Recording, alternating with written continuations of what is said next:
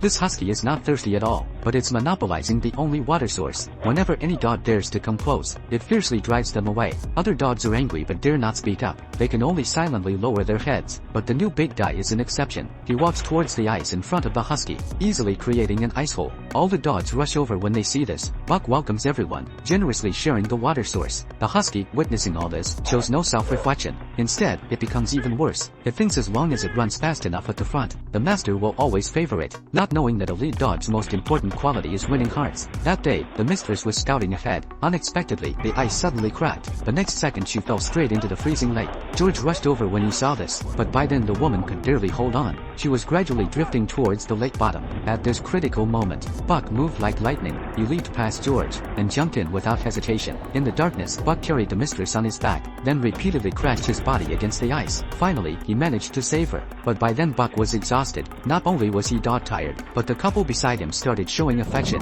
Soon Buck could no longer hold on. His body drifted helplessly into the darkness. George anxiously paced on the ice, constantly calling Buck's name. He quickly found the right spot, then took out his knife and started chopping at the ice. But the ice was too thick. The knife broke after just a few strikes. George fell to his knees in agony. He never thought this dog, who seemed to only slow them down, would risk his life to save his wife. At that moment, seeing a tool handed to him by someone, George grabbed it without thinking, and started chopping at the ice again. But suddenly he seemed to realize something. George turned his head. It was the drowning Buck who had handed him the stick. Seeing this intimate moment between him and the master, the husky was so angry its ears went crooked. Even the mistress, who used to dislike Buck, had started to trust him. She even gave him an extra chicken leg. But unfortunately, the husky saw this too. It knew it was time to settle things. So that night, just as Buck had saved a rabbit, before he could hop around, the husky caught him right there. Then it looked at Buck provocatively, not knowing how fierce its expression was now, would soon turn into embarrassment. Then it slowly walked towards Buck. Buck, who came from the city, had never seen such a situation. He was so scared he didn't dare make a move. But two tigers cannot share one mountain.